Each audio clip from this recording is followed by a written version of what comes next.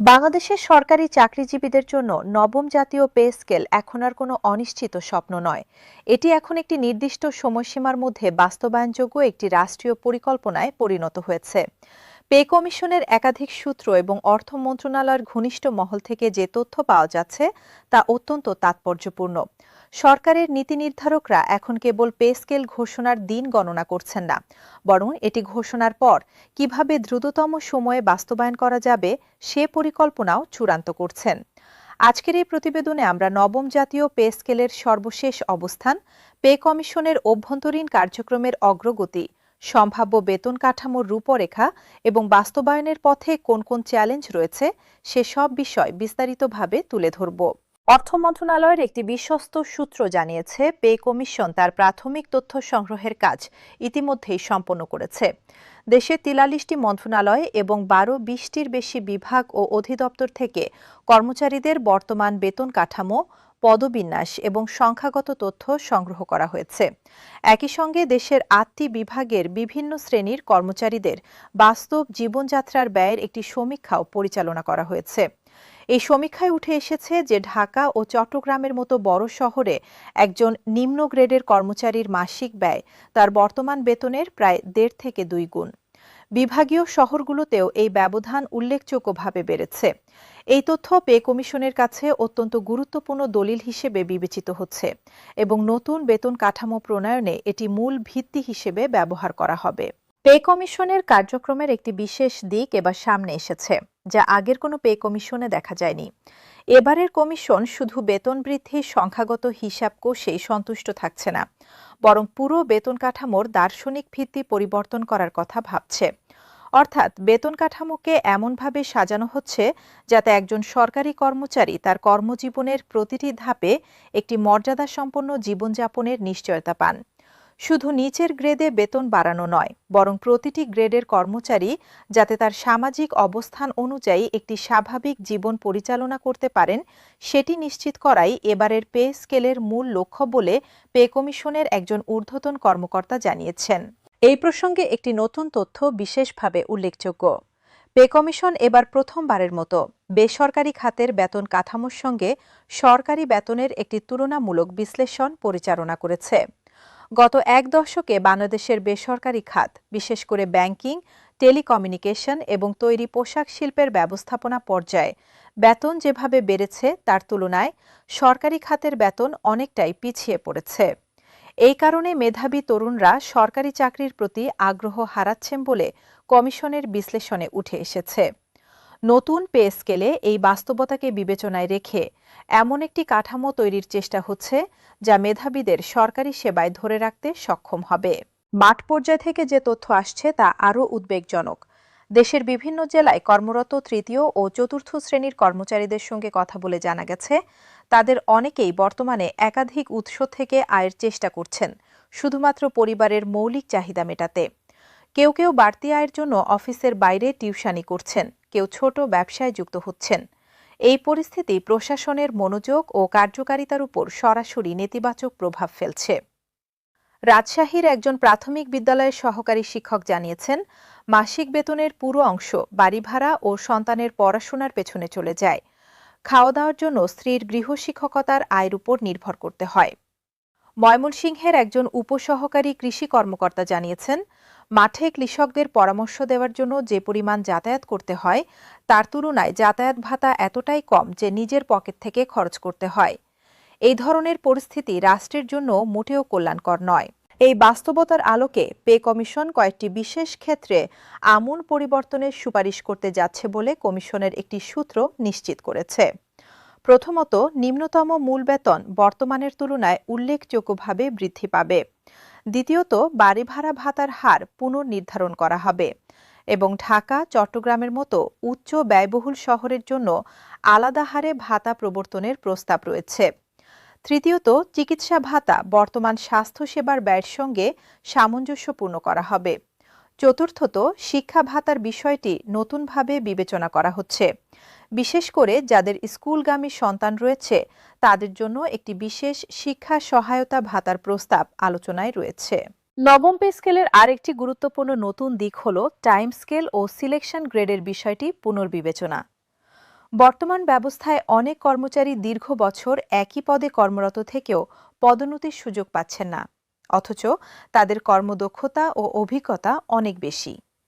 এই বৈষম্য দূর করতে একটি কার্যকর ও ন্যায্য টাইমস্কেল পদ্ধতি চালুর কথা ভাবা হচ্ছে। এতে করে যারা পদোন্নতি পাচ্ছেন না কিন্তু দীর্ঘ সময় ধরে নিষ্ঠার সঙ্গে কাজ করছেন, তারাও আর্থিকভাবে পুরস্কৃত হবেন। বিশেষজ্ঞরা বলছেন এই পদ্ধতি সরকারি কর্মচারীদের কর্মস্পৃহা উল্লেখযোগ্যভাবে বৃদ্ধি করবে। তবে এই পর্যায়ে একটি প্রশ্ন স্বাভাবিকভাবেই মাথায় আসে: নতুন পে স্কেল বাস্তবায়নে সরকারি ব্যয় কত বাড়বে এবং তা বহন করার সক্ষমতা কি রাষ্ট্রীয় কোষাগারের আছে? এই প্রশ্নের উত্তর খুঁজতে গিয়ে অর্থ বিভাগের একজন ঊর্ধ্বতন কর্মকর্তার সঙ্গে কথা হয়েছে।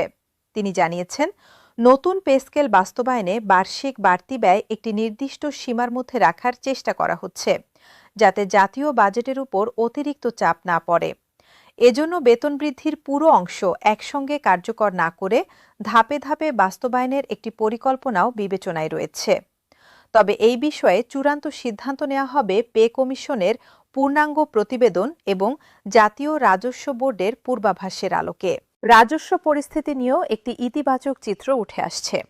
জাতীয় রাজস্ব বোর্ডের সাম্প্রতিক তথ্য অনুযায়ী চলতি অর্থবছরে রাজস্ব সংগ্রহ আগের বছরের তুলনায় ইতিবাচক ধারায় রয়েছে। বিশেষ করে ভ্যাট ও আয়কর সংগ্রহে উল্লেখযোগ্য অগ্রগতি হয়েছে।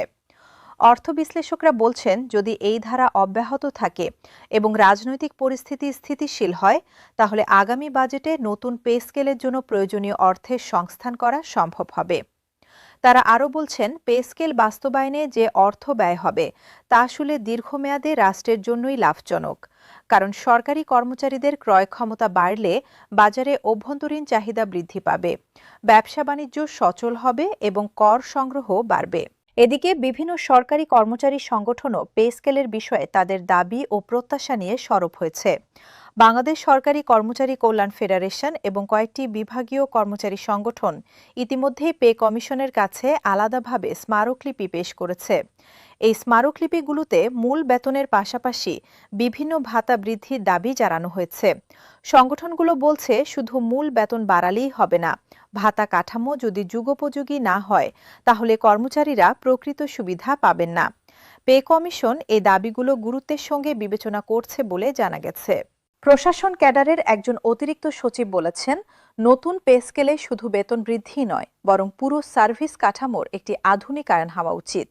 তার মতে, বর্তমানে পদোন্নতির ক্ষেত্রে যে জটিল ও দীর্ঘমেয়াদী প্রক্রিয়া রয়েছে সেটি সহজ করা হলে কর্মচারীদের মনোবল অনেক বাড়বে। একই সঙ্গে কর্মক্ষমতার মূল্যায়নের ভিত্তিতে বিশেষ ইনক্রিমেন্ট দেওয়ার ব্যবস্থা চালু হলে দক্ষ কর্মচারীরা আরও বেশি উৎসাহিত হবেন। এই ধরনের পারফরমেন্স ভিত্তিক পুরস্কার ব্যবস্থা আন্তর্জাতিকভাবে স্বীকৃত একটি কার্যকর পদ্ধতি এবং বাংলাদেশের প্রশাসনেও এটি চালু করার সময় এসেছে বলে তিনি মনে করেন। শিক্ষা খাতের কর্মকর্তারাও এই বিষয়ে তাদের নির্দিষ্ট প্রত্যাশার কথা জানিয়েছেন। সরকারি বিশ্ববিদ্যালয়ের শিক্ষকরা বলছেন, গবেষণা ভাতা এবং শিক্ষা ও প্রশিক্ষণ ভাতার ক্ষেত্রে বিশেষ মনোযোগ দেওয়া দরকার। কারণ একজন শিক্ষক যদি গবেষণার জন্য প্রয়োজনীয় সম্পদ পান, তাহলে দেশের জ্ঞান ও উদ্ভাবনের ক্ষমতাও বাড়বে। স্বাস্থ্য খাতের কর্মকর্তারা বলছেন, বিশেষ করে প্রত্যন্ত অঞ্চলে কর্মরত চিকিৎসক ও স্বাস্থ্যকর্মীদের জন্য একটি বিশেষ ঝুঁকি ভাতা চালু করা উচিত। প্রতিরক্ষা ও আইনশৃঙ্খলা বাহিনীর সদস্যদের ক্ষেত্রেও আলাদাভাবে তাদের ঝুঁকি ও কর্মপরিবেশ বিবেচনায় নিয়ে বিশেষ ভাতার ব্যবস্থা করার দাবি রয়েছে। এই পুরো প্রেক্ষাপটে অর্থনৈতিক বিশ্লেষকরা যে বিষয়টি সবচেয়ে বেশি জোর দিয়ে বলছেন সেটি হল, পে স্কেল বাস্তবায়নের সঙ্গে সঙ্গে মুদ্রাস্ফীতি নিয়ন্ত্রণের বিষয়টিও সমানভাবে গুরুত্ব দেওয়া দরকার। কারণ বেতন বাড়লে বাজারে অর্থ প্রবাহ বাড়বে এবং সঠিক ব্যবস্থাপনা না থাকলে পণ্যমূল্য আরও বাড়তে পারে। তারা বলছেন, কেন্দ্রীয় ব্যাংককে এই পরিস্থিতি মোকাবেলায় আগে থেকেই প্রস্তুতি নিতে হবে এবং বাজার তদারকি ব্যবস্থা জোরদার করতে হবে। সরকার যদি বেতন বৃদ্ধির পাশাপাশি বাজার নিয়ন্ত্রণে কঠোর থাকে, তাহলে সাধারণ মানুষ এবং সরকারি কর্মচারী উভয়ই এর সুফল পাবেন। সবশেষে একটি গুরুত্বপূর্ণ তথ্য, পে কমিশন ইতিমধ্যেই তাদের সুপারিশমালার একটি প্রাথমিক খসড়া তৈরি করেছে বলে বিশ্বস্ত সূত্র জানিয়েছে। এই খসড়া এখন অভ্যন্তরীণ পর্যালোচনার পর্যায়ে রয়েছে এবং দেশের পরিস্থিতি স্বাভাবিক হলে এটি আনুষ্ঠানিকভাবে সরকারের কাছে উপস্থাপন করা হবে। সরকার এই প্রতিবেদন পর্যালোচনা করে চূড়ান্ত অনুমোদন দেওয়ার পরই আনুষ্ঠানিক ঘোষণা আসবে। কমিশনের একজন সদস্য বলেছেন, এবারের পে স্কেল প্রণয়নে যে পরিমাণ গবেষণা ও বিশ্লেষণ করা হয়েছে তা আগের যে কোনো সময়ের তুলনায় অনেক বেশি বিজ্ঞানভিত্তিক এবং তথ্য নির্ভর। এটি হবে বাংলাদেশের ইতিহাসে সবচেয়ে সুপরিকল্পিত ও গবেষণাভিত্তিক বেতন কাঠামো। বাংলাদেশের লক্ষাধিক সরকারি কর্মচারী আজ যে প্রতীক্ষায় আছেন সেটি কেবল একটি বেতন বৃদ্ধির অপেক্ষা নয়, এটি একটি মর্যাদাপূর্ণ জীবনের অপেক্ষা। রাষ্ট্র তার কর্মীদের সেই মর্যাদা নিশ্চিত করতে পারলেই একটি দক্ষ, দুর্নীতিমুক্ত ও জনকল্যাণমুখী প্রশাসন গড়ে তোলা সম্ভব হবে। নবম জাতীয় পে স্কেল সেই পথেই একটি বড় পদক্ষেপ এবং সমস্ত তথ্য ও পরিস্থিতি বিশ্লেষণ করলে এটা স্পষ্ট যে সেই পদক্ষেপ আর বেশি দূরে নেই।